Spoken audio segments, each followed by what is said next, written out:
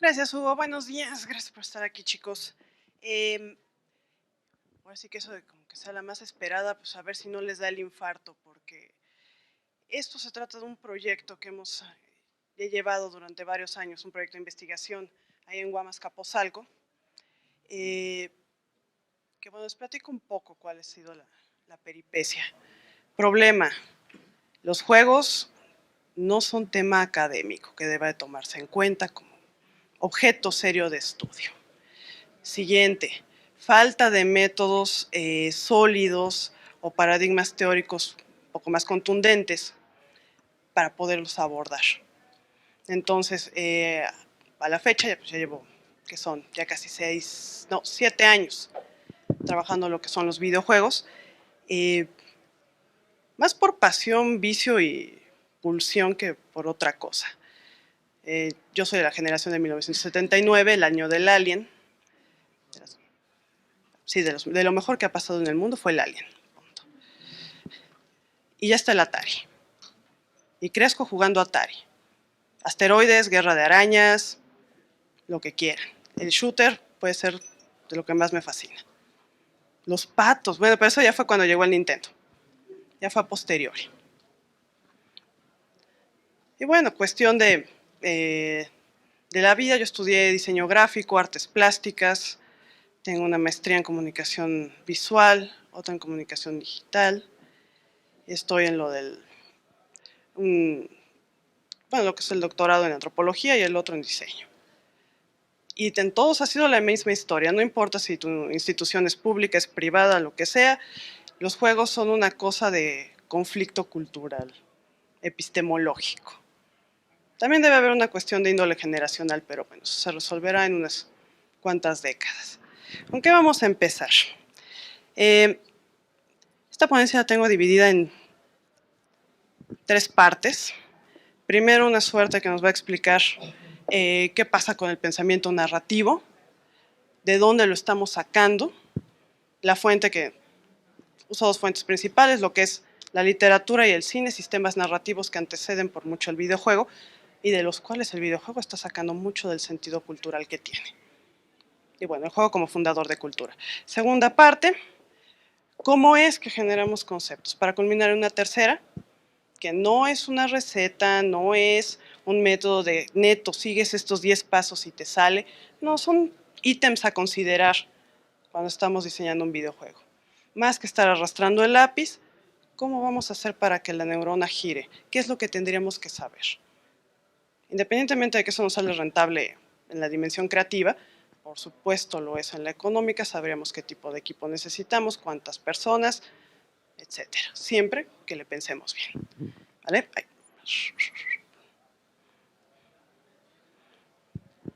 Primera cosa es que tendremos que considerar, ¿el juego tiene sentido? Sí. Estamos clavados horas y horas jugando un videojuego.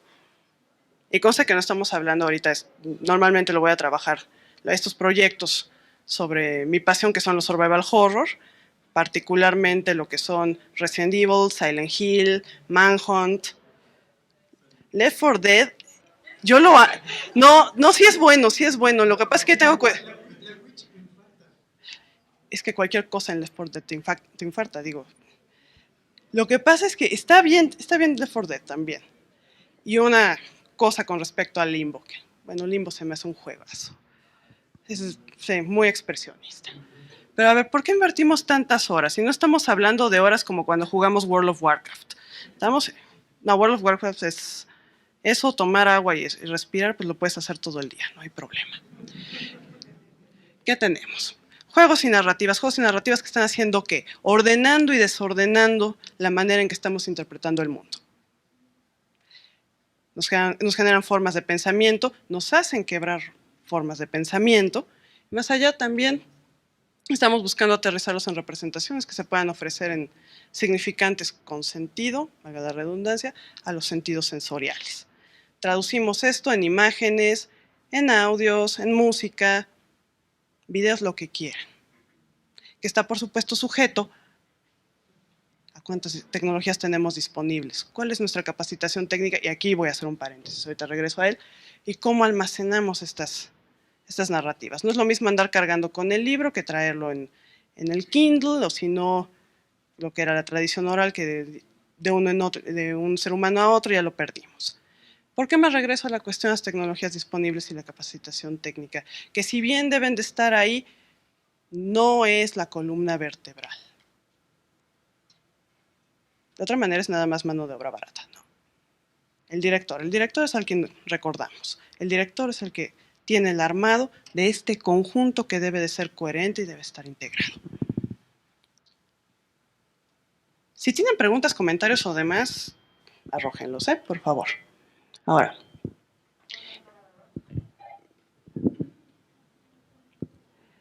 una vez que tenemos más o menos resuelto esto, sí, ya vimos que tenemos libros, tenemos películas, sí, ¿en qué los guardamos? ¿Y cómo los producimos? Ya una vez que resolvimos la cuestión de la producción y almacenamiento, ¿cómo los vamos a difundir?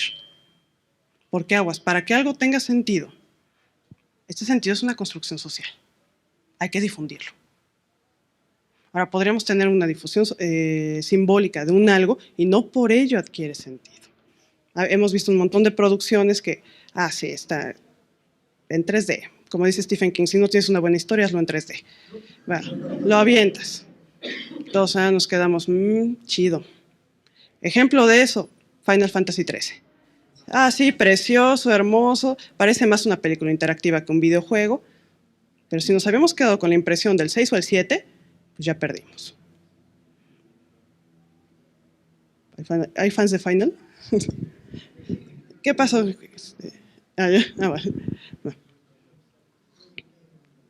Cuestión de Riggleton. ¿Cómo este sentido se manifiesta? Aguas. No es nada más los gráficos, no es nada más el audio, no es solamente el algoritmo, es un todo. El significado en este sentido, digamos, está flotando por todos lados. Es volátil. Ahora, una vez que lo logramos, no necesariamente se queda ahí, ese es el problema. El juego que jugamos cuando estábamos chavitos, a lo mejor ahorita lo recordamos y ¡ay, qué lindo! Pero lo volvemos a jugar y ¿cómo es posible que semejante cosa me gustara? O al revés, lo veías y recuerdas una imagen que era preciosa, genial. Me acuerdo PlayStation 1, Resident Evil 1. Entonces, por Dios, ahora que va a salir el 6, por supuesto tenemos que juntarnos los cuates y tenemos que jugarlos todos porque hay que hacer nuestro propedéutico y estar preparados para recibir el 6. Claro, ahora estás viendo eso en una pantalla de LED, lo estás corriendo en el PlayStation 3 y resulta que la sangre son un montón de cubitos volando. Y mi zombie favorito se ve todo pixelado. Bueno, ok, me quedo con la memoria más que con la experiencia. Ahí empezamos a tener una bronca. Entonces, ¿qué fue lo que fue significativo? ¿Cómo era el audio, el momento en el que estábamos? Porque además, cuando sale Resident 1, ¿cómo les explico que veníamos del mundo de Mario? Y todo eran, y las princesas, y tus tortugas, y el hongo alucinógeno, y lo que quieras, pero no veías ese tipo de juegos. Este juego donde de verdad disparas, hay sangre, puedo matar algo, era diferente. Ya estamos chavitos. Y ahorita ya estamos curados de espanto. Vemos sangre y nos da lo mismo. No hay problema. Salió volando la cabeza. Es más, hasta lo extrañamos. Lo vemos como lugar común. Cualquiera que haya visto esta serie de The Walking Dead no me dejará mentir. Sí, lo cambiamos de horror a tragedia. Y así ha pasado con los juegos. De horror a tragedia. Ahora, ¿cómo hacemos para que nuestra idea literaria más o menos vaya tomando forma? Primero, recomendación, si no leemos libros, si no vemos cine, no tenemos nada que estar haciendo en los juegos. No comes juegos, muy difícilmente vas a agarrar la onda de lo que se siente. La experiencia de juego es una de las experiencias estéticas más trascendentes que hay, particularmente las del survival horror. Ese horror sabroso, delicioso, pero que, guácala, qué miedo, pero qué chido se siente. Ok. Como experiencia estética es una cosa muy significativa. Pero vamos a ver las raíces, ¿cómo lo armamos? Nosotros nos regresamos a las cuestiones literarias, particularmente las dimensiones como las describe de manera analítica la doctora Pimentel, que nos han servido bastante bien. No son las únicas, habría otras, se pueden extender, se pueden desdoblar, las hemos modificado varias veces y yo creo que las seguiremos modificando, no se van a quedar ahí. Pero la primera, que sería la dimensión temporal, la dimensión espacial, la dimensión actorial y la perspectiva. En el caso del tiempo, estamos hablando de que cualquier pensamiento narrativo tiene que ver con cómo es que conectamos esta idea del antes, ahorita y después. Cómo del punto A llegué al punto B. Que en realidad, narrativamente hablando, sucesos no son muy distintos unos de los otros. Lo interesante de un autor es qué tanto innova en cuanto a cómo es que esos dos puntos se nos van a conectar. Ya sabemos que había un contrato, se rompió, el héroe tiene que venir a repararlo, se avienta un viaje, tiene un crecimiento, regresa y ve el mundo de manera distinta. Estructura mítica básica. ¿Qué pasó? En Campbell, sí. Campbell, Durant, y lo podemos ver también, por ejemplo, en Aguas con Prop. Aguas, porque el folktale que tiene él está sumamente desmenuzado. Además, él se cuidó metodológicamente de usar un paradigma muy acotado. Cuentos en cierto contexto, historia y cultura y en zona geográfica. Entonces, sí va a encontrar similitudes, sí.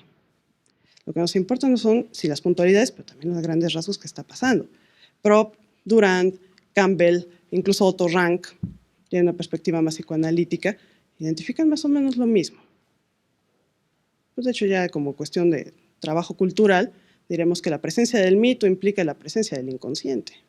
Contamos historias porque hay algo que necesitamos simbolizar, del mundo que no entendemos. Si lo entendiéramos, no estaríamos ahí atorados cuando estamos chavitos, con nuestros papás viendo 800 veces la misma película. O ya más grave en series de terapias y demás, porque estamos repitiendo y repitiendo. Es que siempre me meto en lo mismo. Entonces, ¿por qué no te sales? Pues porque no puedo, estoy repitiendo, sí, porque no está simbolizando. Y la narrativa y el juego son dos maneras de simbolizar. Por eso son generadores de cultura. Generadores y destructores de cultura también. El caso del espacio tiene que ver con objetos y los lugares donde las cosas acontecen.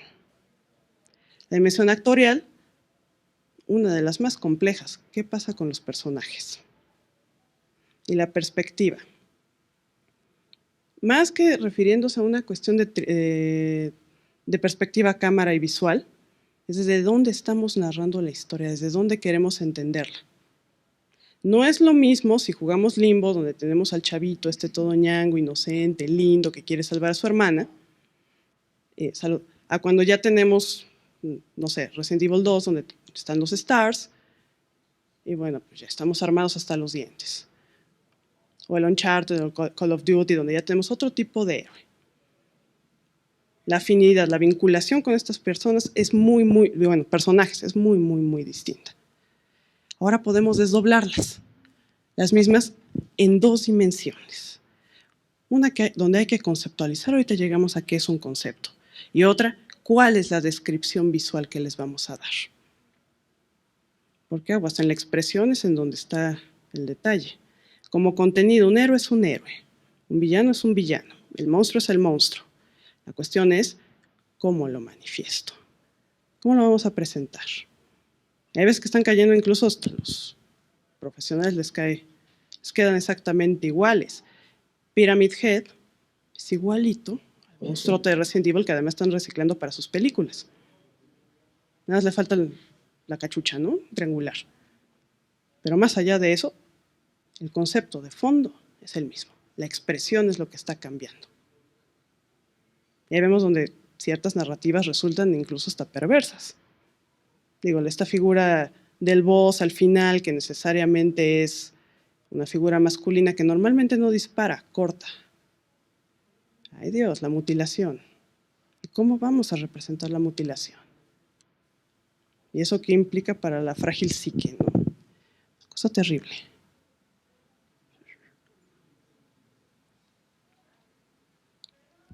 Tomar en cuenta al jugador, chicos. ¿De dónde estamos sacando esto? Si una cosa es que yo sea creador, lo que a mí me gustaría ver, lo que a mí me gustaría jugar, que yo puedo encontrar interesante. Otra, bueno, vamos a pensar en el de enfrente. No es lo mismo tenemos, ¿no? Ya, yo quiero hacer un shooter, me encanta dispararle a los zombies. Sí, yo sé que es lo mejor del mundo. Sales de la escuela, estás hasta el gorro del chamaco, del jefe, de todo. Bueno, no del jefe que está ahí, pero el otro jefe. Pues si llega a regresar y voy a golpear zombies, es la hostia. Pero aguas, no todo el mundo está en la misma situación. No todo el mundo está dispuesto a vamos a resolver todos los puzzles que está implicando Limbo. O vamos a darle todas las vueltas que implicó en su momento D o Clock Tower. Que llegaba un momento de que vamos por acá, vamos por allá. Bueno, sí, ahorita, bueno, a lo mejor el domingo que tenga más forma humana se me antoja. Va. ¿Qué características tiene este jugador? Este jugador no es una hoja en blanco, este jugador tiene expectativas. El reto de Resident Evil después del primero fue superarse a sí mismo. Y siempre lo estamos comparando con el primero. Que además está muy bien armado. ¿A qué está apelando? Pues toda la cosa que tiene que ver con las casas embrujadas y este tipo de estamos aislados, estamos en el quinto cerro, nadie sabe qué pasó, hay algunos comidos, otros no. Que además evoluciona muy bien a una segunda parte que ya es urbana. Usted, si nació en México, Distrito Federal, como una servidora, pues realmente la casa embrujada no nos da mayor ñañara. Pero ¿qué tal el vecino? Podría ser asesino serial, sí. ¿Qué tal el compañerito de banca? Los de clase. Vas en el metro y ahora estos. A ver, ¿quién es el mocha orejas? El caníbal de la Guerrero, sí. Le tenemos pánico al otro. En la urbe sí. Entonces ya vimos que este imaginario se va moviendo generacionalmente. A lo mejor a las abuelitas, si ellas hubieran jugado PlayStation 3, particularmente el del Uroboros, pues no se les subió. Sí, el virus de Resident Evil 5. Por cierto, un juego bastante racista. Sí, muy racista.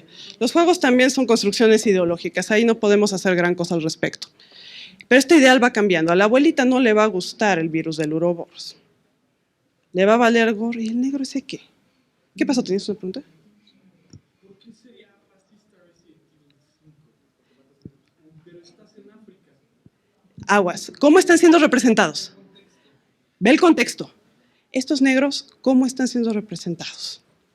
Visualmente. ¿En dónde viven? ¿Qué hacen? Pero hace coherencia dentro del imaginario del juego. Hace coherencia dentro del imaginario occidental, donde tus negros africanos deben de estar en este tipo de ciudades medio precarias, casi ciudades perdidas, casi con el león ahí en la calle. Sí, atiende a un imaginario occidental. Ya vimos que en realidad no todas las comunidades viven así. O sea, ¿sería racista? Sí, en función de que estamos construyendo estos cuates, no desde lo que son, sino desde cómo está el imaginario occidental estereotipando a estas personas y sus condiciones de vida. Y aguas, todos los juegos lo tienen y todas las películas lo tienen. ¿Qué pasó?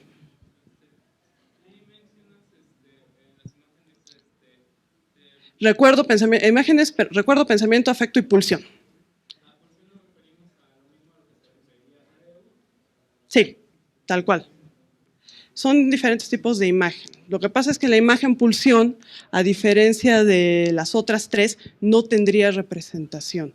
Nada más nos está moviendo, nos está motivando, hace que se manifiesten ciertos tipos de afectos, pero no está siendo representada esa. El problema sería llamarlo imagen. Pensemos que son solamente pulsiones. Habría que procesarlo un poco más para que llegara a ser imagen. Ahora, es evidente que tenemos, en función de eso, sí, expectativas, y no todo es racional. Aguas. Mucho de lo que nos gusta del juego es la víscera pura. Sí, o sea, es goce, es placer. Y además desbordado. No es, sí, yo acá intelectual veo que satisface mis necesidades. No, no es cierto. No es cierto. Sí. La cuestión es, no solamente lo anclamos en un impulso, sino también en una manera de expresarlo. Hay ciertas imágenes que estamos esperando por parte de los juegos. Yo no me imagino un zombie guapo, así como estos de Warm Bodies, que es una jalada pobre serie. terribles, como Crepúsculo, pero con zombies. Es horrible. Ok, eso no es mi idea del zombie. Mi zombie es hijo del virus T. Se está cayendo a pedazos, me está persiguiendo, me quiere comer. La primera temporada de The Walking Dead. Ese es el zombie. Digo, para que le pueda yo disparar. Luego, este jugador se enfrenta a esta representación de hecho al juego. Si checa con sus expectativas, es bueno. Si no checó, es malo. Así somos para todo. Y lo peor del caso es que nuestras expectativas suelen no moverse. Tenemos una idea de cómo debe ser el mundo y todo se tiene que acotar a eso. Las audiencias en ese sentido son bien tercas. Si creen que un X es guapo, convencerlos de que es feo es terrible. Nos pasaba mucho en publicidad. Si un producto en la opinión pública es chafa, mover la percepción que el público tiene con respecto a él cuesta mucho trabajo. Por más que digamos, es que los medios nos atacan y... Sí. Pero lo que tú crees, moverlo, es muy difícil. A lo mejor en el macro, pero en el micro te va a costar mucho trabajo. Mucho trabajo. El concepto, la cosa en sí, esto lo sacamos primero de una visión medio kantiana. La cosa, ¿cómo lo vamos a pensar? Un concepto debería posibilitarnos, sí, una descripción, sí, qué características debe de tener, más allá, qué vamos a esperar de él. Cuando trazamos un concepto, es decir, lo bajamos a palabras, le estamos dando existencia. En los talleres luego me ha pasado mucho en la UAM que, es que lo tengo en la cabeza, pero no lo puedo bajar. No, si no lo puedes bajar, no lo tienes. Punto. Tienes un no sé qué sé yo, pero no está siendo representado. Okay. Lo podemos enunciar, entonces existe. Por eso es necesario invertir tiempo en, bueno, ¿cuál va a ser nuestro sistema de conceptos el que vamos a manejar? ¿Qué es lo que va a ser diferente a nuestro juego? ¿Cómo lo vamos a definir? ¿Qué características tiene? ¿Qué lo hace diferente? Y en función de eso, ¿qué podemos esperar? Ejemplo, por supuesto tenía que ser Resident Evil, ¿verdad? Se veía venir. ¿Qué dice? Videojuego de tipo survival horror, con escenarios en 3D. A pesar de que podemos pensar que eso es ya una representación, aguas, eso tendría que estar definido en lo conceptual. No es, si tenemos un 2D, no podemos hacer lo mismo que si tuviéramos el escenario en 3D, ni modo. Y eso nos demanda como mecanismo de producción cosas diferentes. El jugador se encuentra en un ambiente laberinto aislado, el cual explorará para proveerse de armas, municiones, antídotos y objetos que le ayudarán a resolver cada escenario.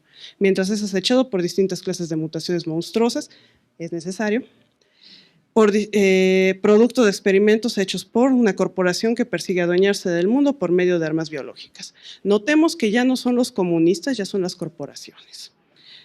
El imaginario con respecto a la narrativa ya se movió. Si este juego lo hubiéramos planteado en 1956, plena Guerra Fría, no es una corporación como Umbrella. Umbrella habría sido comunista y tendría la hoz y el martillo. Y el boss final es Stalin. Sí. Limbo, me encanta. Me encanta. Vean, la definición es diferente. Es un plataforma puzzle, pero es un side-scroller 2D. Ya estamos definiendo, desde el concepto definimos qué tipo de física necesitamos. Así que va a sonar extraño, pero yo creo que lo más difícil de un videojuego en cuanto a cuestión neurona es armar estos conceptos. Porque luego solemos pensar, el shooter y el que dispare y que se mueve y que para arriba y para abajo, y a la hora que lo estamos haciendo, es que esto no se puede, no sabes que el personaje no me convence siempre, es que este tipo de arma, no, es que ya le tuvimos que mover. Ok, sí, porque conceptualmente no lo tenías resuelto. Eso te incrementa tiempos, costos, equipo que necesitas que esté participando, etc. Digamos, en cuestión económica no es rentable sacrificar el concepto. Ahora la representación, esa es la cosa en sí. Mi zombie favorito. Que además lo movieron para el remake que hicieron para el cubo, al pobre zombie le quitaron el ojo. Y eso, en la dimensión de la afección de las representaciones, es un craso error. Los ojos nos ayudan a vincularnos con el monstruo. Si no podemos tener esta relación especular, es como si el monstruo fuera la mancha voraz. Punto. Una cosa de gel que ahí se anda moviendo, come gente. Sí, el horror, el pánico, pero eso es una película tipo B. No es el horror. El horror es una categoría bien difícil, estéticamente hablando. El niño del limbo, que no puede ser más lindo, y la araña está horrible, terrible, y se esconde en todos lados. Omnipresente. Llena de tierra. Pero ya decidimos que de este lado va a ser 3D, va a ser una proyección a color, y acá no. Tenemos un alto contraste. Ahora los públicos son distintos. ¿Qué pasó?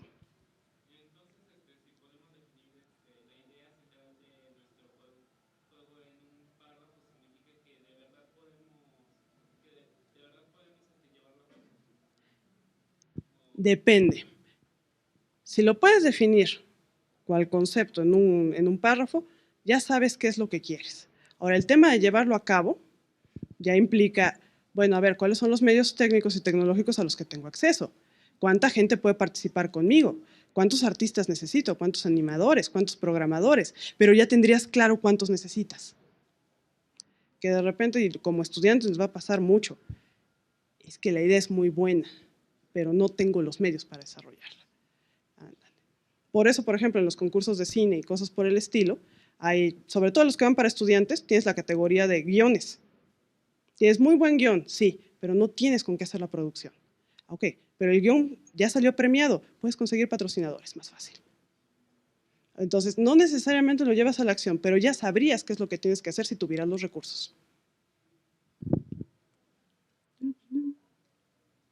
Ahora, los contenidos ya vimos que no se mueven demasiado, la expresión. No vamos a alejarnos demasiado del contenido, hay que estar mediando eso. Un empate de 100% contenido y 100% la expresión es muy, muy, muy difícil. No se puede. En realidad los absolutos ni el 0 ni el 100. De hecho, la variedad de juegos dentro del mismo género está manejándose sobre el mismo contenido, pero con diferentes expresiones. Finalmente, Manhunt es diferente de Silent Hill. Y los dos son survival horror. Bueno, Manhunt 2 ya es casi un juego snuff, más que survival horror. También de mis favoritos, pero no cuando tengo que salir a la calle. Pues imagínense. Vamos por este. Entonces, para empezar a pensar, esta cosa la desarrollé junto con mis chicos y hay que darles gracias por ello, porque se han movido en los últimos 7 años. Chicos del posgrado, de hecho. Allá anda Iván por ahí, es uno de ellos, que ha pasado conmigo por muchas calamidades, entre aquellos obstáculos académicos, no nos quieren en el posgrado, no trabajamos algo serio, no nos creen, más extremo que el cine y los videojuegos no son objeto de diseño, bueno. Sí, yo sé, pero bueno, los arquitectos de 70 años no, y ya lo expliqué por los imaginarios, o sea, sí entiendo racionalmente por qué pasa. Y también racionalmente me queda claro que puedo sentarme a esperar a que se muera el arquitecto y yo seguiré viva. Y no tendré problema. Pero bueno, como en Vampire, no puedes con el enemigo, outlivéalo. Así de sencillo. ¿Cómo lo armamos? Primero un tema. Los temas son sencillos, están flotando en la cultura. ¿Qué quiero? ¿Horror? ¿Qué quiero? ¿Aventura? ¿O Adventure Time? Oh, qué debraye de cosa. Es preciosa. Me choca que YouTube baje los episodios. Puede ser aventura, puede ser un puzzle, puede ser romance, por ejemplo, los date simulators que les encantan a los ingenieros. Sí, les encantan. Y sus opciones, squeeze, es la hostia, squeeze. La mejor solución para cualquier romance, la conceptuación. Ahora, ya decidí que es un survival horror, ya decidí que es un date simulator, ya decidí que es un shooter. Ahora lo difícil, lo verdaderamente difícil. ¿Cuál es la particularidad narrativa que tiene? ¿Qué va a ofrecer que los demás de su género no tengan? Ay, pero es que creo que ya lo hicieron todo y después de Cliff Barker ya no hay nada. Búscale. ¿Qué pasó?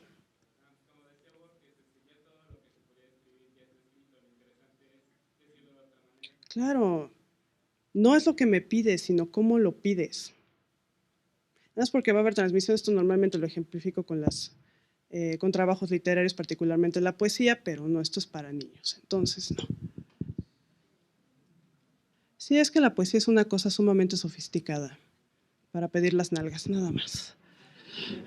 Pero es el cómo lo dices. La intención de fondo sigue siendo la misma. Va. La trama o el argumento. Va. ¿Qué va a pasar y cómo lo vas a concatenar? Y este tiene que ir de la mano con el algoritmo. Creo que serían los únicos dos que tendrían que ir juntos con pegados. Ahora, están numerados con propósito analítico explicativo. La verdad es que podríamos empezar en el algoritmo y cuando vemos que el concepto no me dio para resolverlo desde esta dimensión, me tendría que regresar. En realidad es un esquema rizomático. Cuando lo llevas al taller es rizomático. Va de la mano con el algoritmo. El algoritmo, ¿qué? Las leyes, reglas, ¿qué vamos a seguir? ¿De qué se trata el juego? ¿Y qué tengo que hacer para moverme? Para resolverlo.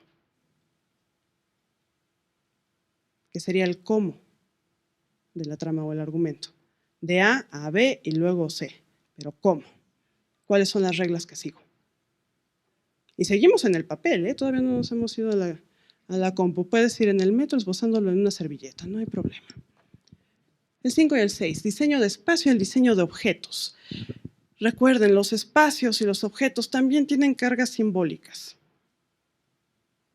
Digo, en las narrativas cinematográficas lo vemos, pero de manera frecuente.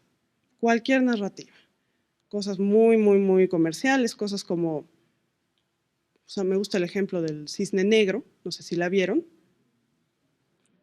¿Cómo usamos ahí el color? La chica que se vestía de blanco y de rosa se empieza a vestir de grises y hasta negros. Esta chica de repente se pinta los labios de rojo y con un lipstick que es de la que estaba en el lugar al que ella aspira. El lipstick ya no es un lipstick, ya significa otra cosa. Todos los objetos que vemos en Resident Evil, las llaves, las cajas, las máquinas de escribir, los malditos emblemas.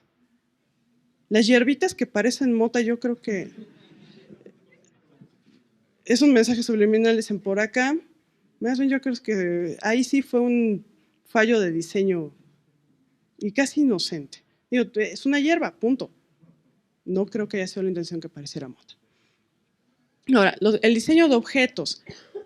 Ese nos da algo que el espacio no, valores de uso y valores de cambio. Dentro de los juegos tenemos un sistema económico, nos guste o no.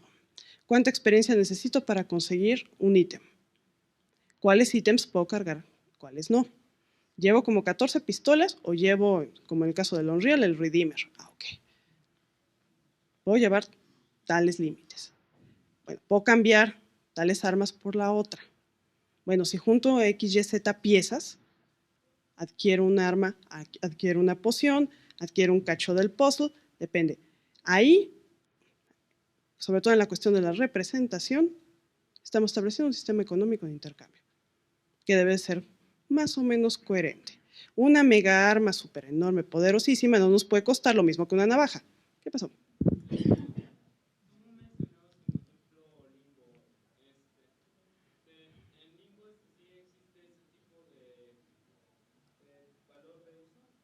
Valor uso, sí. Sí, de hecho, ¿qué tan difícil es esquivar a los niños, esquivar a las orugas o esquivar la araña? ¿Cuánto le vas a demandar al jugador que invierta para resolver? Ahora, no necesariamente tiene que ser por los objetos, puede ser dentro del mismo algoritmo.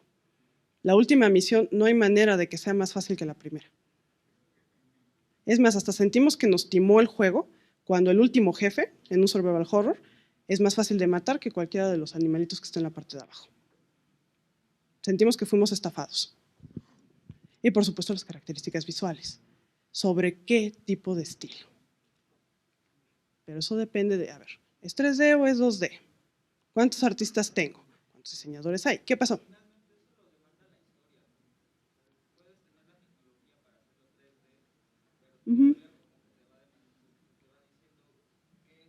¿Qué sería lo que necesitarías? Eso sería en el mundo ideal. O sea, de acuerdo a la narrativa, tendríamos que escoger cuál es la expresión que es más adecuada Y en función de eso la desarrollas, independientemente que tengas o no una bazooka de máquina para sacar los gráficos. En ese sentido, por eso creo que Limbo es uno de los aciertos en juegos, pero más contundentes que hay. Sí, podrían haberlo hecho en 3D, sí, pero hicieron una cosa. 2D, se mueve de izquierda a derecha y vamos resolviendo. Y es súper entretenido. Además parece salido de esta película del imaginario del Dr. Caligari, digo, el gabinete del Dr. Caligari. Preciosa, súper expresionista. Claro, ese juego no va a competir con, no sé, con Jericho, el de Cliff Barker, ¿no? Van para otros entornos. La cuestión de la difusión, ¿hasta dónde llega el juego? Digo, Limbo fue un milagrote que llegara de este lado. A ver si el diseño de los personajes, que es uno de los que más me gusta. Si normalmente tenemos héroes, adversarios, los ambientales, qué tantos incidentales necesitamos, todos esos tienen que estar bien pensados. No hay nada más chafa que poner personajes que sobran. ¿Qué onda con la relación de personajes? Recomendación, léanse Stephen King. Ya sé que, es que es el McDonald's de la literatura. Bueno, pues esto de repente es el McDonald's de la academia. Stephen King nos resuelve muchas cosas en la vida. ¿Qué pasó?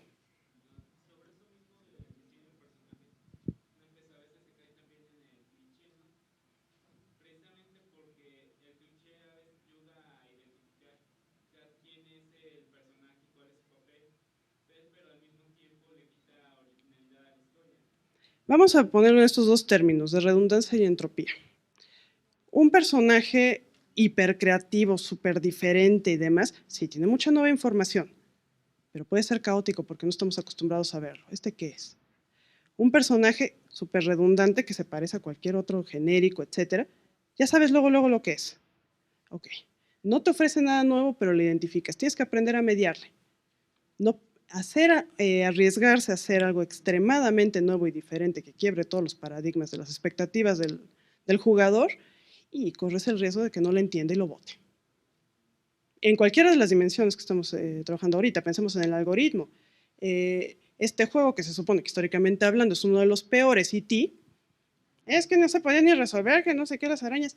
Pues ahí en el posgrado, ¿verdad, Iván? Vimos cómo Giovanni lo resolvió en media hora. Y está bien bobo ese juego. Aunque le hubieras puesto un manual de qué se trata, con eso. Y no es que haya sido el gran juego de la vida, no, nada más necesitabas que te dieran 2 o 3 informaciones de qué se trataba y qué tenías que lograr. Y hubiera pasado a la historia como un juego X. Por lo menos pasó siendo una de las cosas más apestosas de la faz de la Tierra. Ya fue ganancia. Obviamente la forma en que se mueven, sobre todo en el caso de los monstruos, es vital.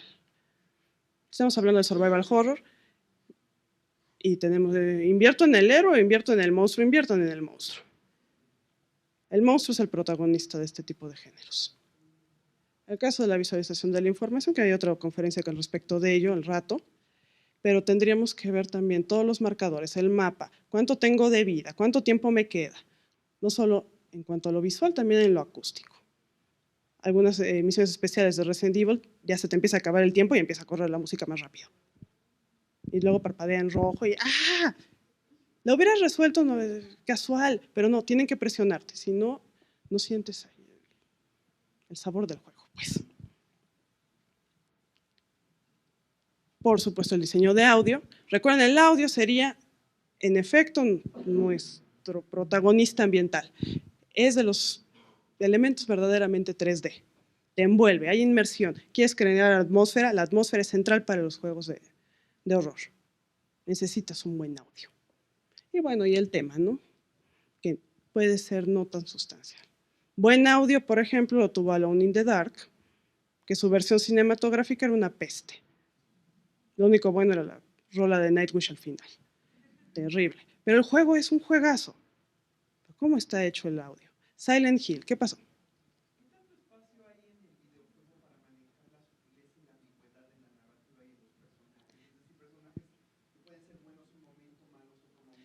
A que el personaje no sea plano. Pues bastante. ¿Quién sabe si tu personaje, tú como jugador, pero todo lo que son NPCs, sí, lo puedes manejar muy bien. Sobre todo cuando estamos hablando de historias de traición, conspiración, que son, sí. Ahora en un date simulator yo creo que envuelves loco a alguien con eso, pero En un survival horror se puede. Por aquí había una y otra. ¿Qué pasó?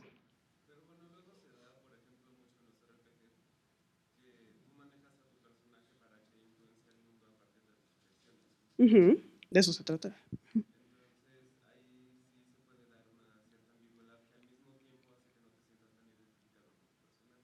Puedes jugar a la ambigüedad y los Morg, cañón. Cañón. De hecho, World of Warcraft es. Hijo, se trata de todo menos de matar al dragón y resolver los quests. Al grado de que incluso hay cuestiones de índole ilegal. Ya tienes un demonial de pederastas ahí trepados. Pues tenía que pasar. Un espacio tan abierto, tenía que darse. ¿Qué pasó?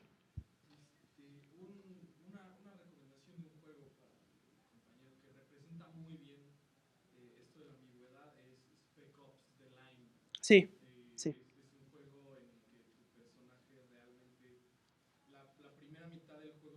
Ujú. No, se va moviendo.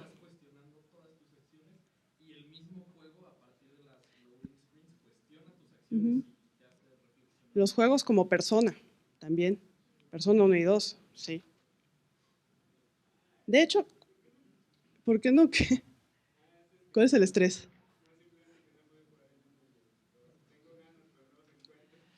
Ya deja tú que no los encuentres, luego no hay tiempo.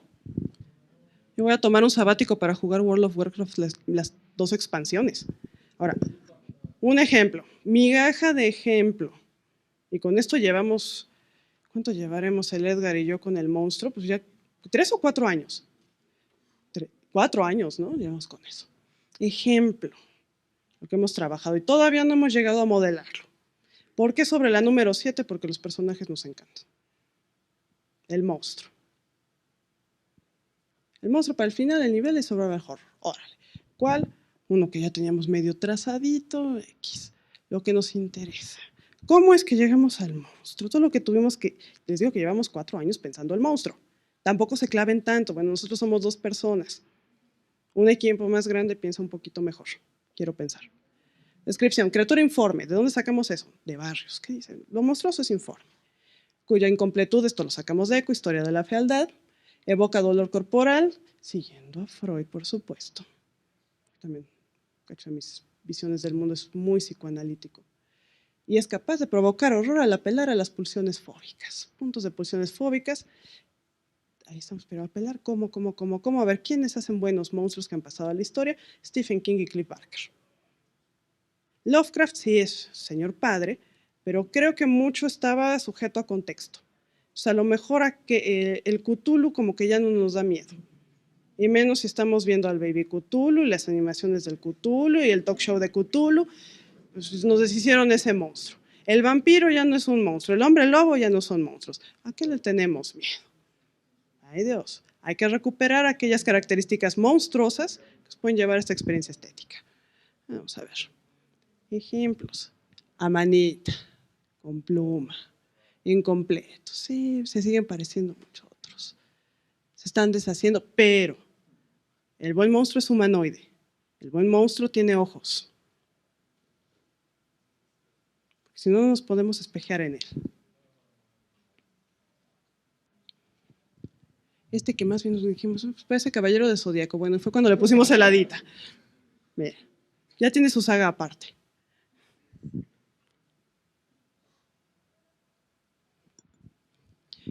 Es que la guadaña es que tiene que cortar, sí.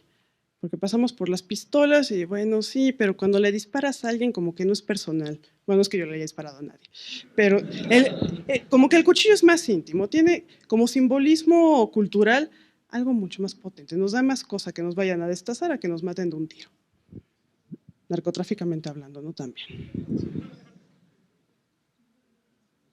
El caballete, porque para esto trabajamos. El caballete es lo padre, embarrarse de la pintura. Hay que sentir el monstruo. Y hay veces que, a pesar de que usamos el Photoshop, el Illustrator, no te sabe. A ver, necesito sentir el monstruo. Y esta expresión, hay veces que ni modo. Va por el 2D, va sobre el papel, con el acrílico o bien con la plastilina. Ay, pero es bien primitivo eso. Sí, pero sí se siente. Sí empiezas a sentir al monstruo.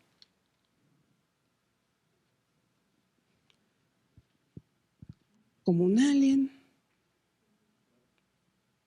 pero necesitábamos ojos y cuando le pusimos ojos se veía horrible, por no decir cagadísimo. Ese es un problema con el survival horror. La categoría del horror, como experiencia estética, raya mucho, coquetea, sí, con su prima, con la comedia. Entonces, hay que tener mucho cuidado. Un monstruo nos puede matar de risa, pero con la mano en la cintura. Por ejemplo, ya sería una de las versiones más acabadas, que no es tan entrópica como las demás, pero pues, la podemos reconocer como el malo. Tal cual. Y podemos ser muy felices.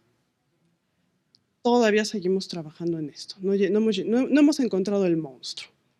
Y bueno, y el desarrollo de esta parte específica del proyecto de investigación, pues ha arrojado eso, ¿no? O sea, un tipo de monstruos y que todavía nos faltan, estamos hablando de 7 categorías, llevamos una en 4 años.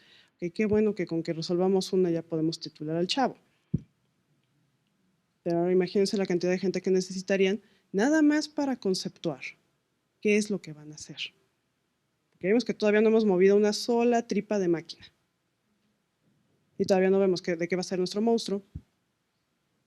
Ni le hemos puesto nombre. Imagínense nada más. ¿Qué pasó? Es muy platónico eso. El nombre tiene la esencia de la cosa. Por eso es neto. Creo que es lo más difícil. ¿Cómo se va a llamar tu monstruo? De hecho, cuando le pusieron esta cosa, el Pyramid Head, dije, pues es que, digo, es como si al zombie le ponemos zombie, al perro le pones perro y mi gato se llama gato, pues está bien, pero podríamos tener un poquito más. Ahí les faltó. En los nombres se va todo. O sea, no es gratuito que Jill Valentine se llame así, ni que Wesker empiece con W. O sea, si se hubiera estado en español, alguno de los... El malo tiene que llamarse Alejandro. Alejandro significa sin ley. Y eso lo sabía mucho Buñuel. Sus malos, y también Bracho, de la cinematografía mexicana y catalana, sus malos siempre eran Alejandro, y no es casual. Los nombres, no como la Lady Gaga, pero sí, Alejandro. Por el momento en eso lo dejaríamos porque creo que ya fue mucha información. Si tienen más comentarios, preguntas, estrés, quejas o jitomates, pues de una vez, este es el momento.